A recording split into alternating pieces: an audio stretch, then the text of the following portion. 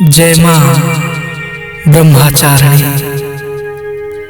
मित्रों, जैसा कि हम सभी जानते हैं कि नवरात्र के दूसरे दिन मां ब्रह्मचारिणी का पूजन किया जाता है।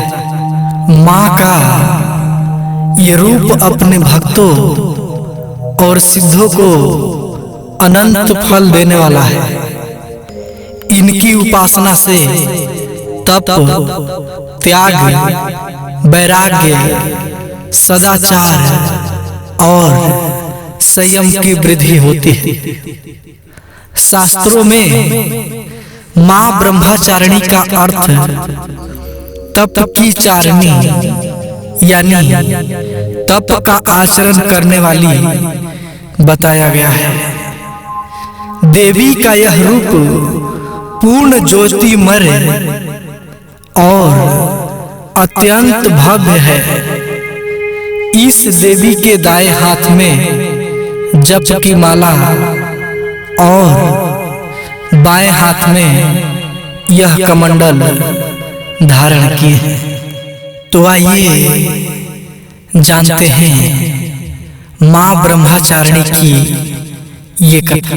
ऐसी मान्यता है कि पूर्व जन्म में इस देवी ने हिमालय के घर पुत्री के रूप में जन्म लिया था और नारद जी के उपदेश से भगवान शंकर को पति के रूप में प्राप्त करने के लिए घोर तपस्या की थी। इस कठिन तपस्या के कारण माता को तपस्चारिणी अर्थात ब्रह्मचारिणी के नाम से अभिहित किया गया। 1000 वर्ष तक माता केवल फल फूल खाकर बिताए और 100 वर्षों तक केवल जमीन पर रहकर शाक पर निर्वाह। कुछ दिनों तक कठिन उपवास रखे और खुले आकाश के नीचे वर्षा और धूप के घोर कष्ट सहे।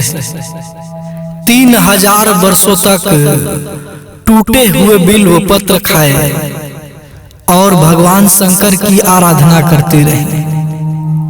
इसके बाद उन्होंने सूखे बिल्व पत्र भी खाना छोड़ दिया।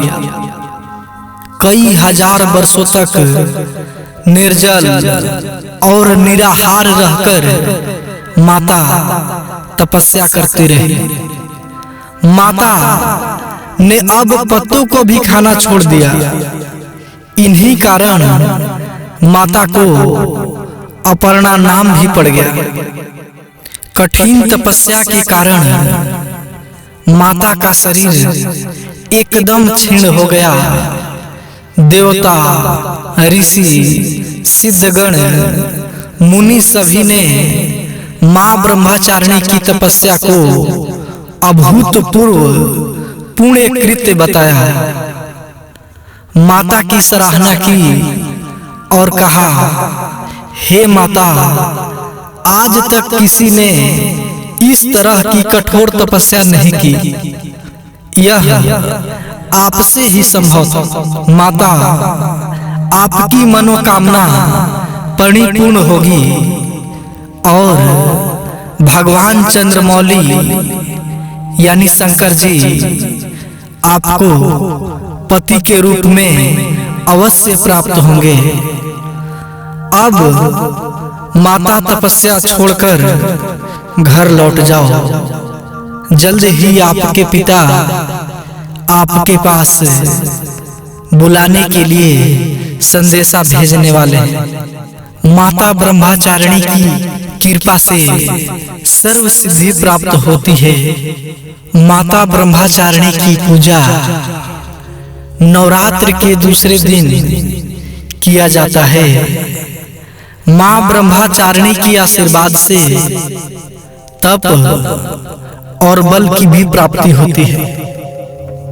अतः मित्रों, प्रेम से सच्चे मन से बोले जय मां ब्रह्मचारिणी।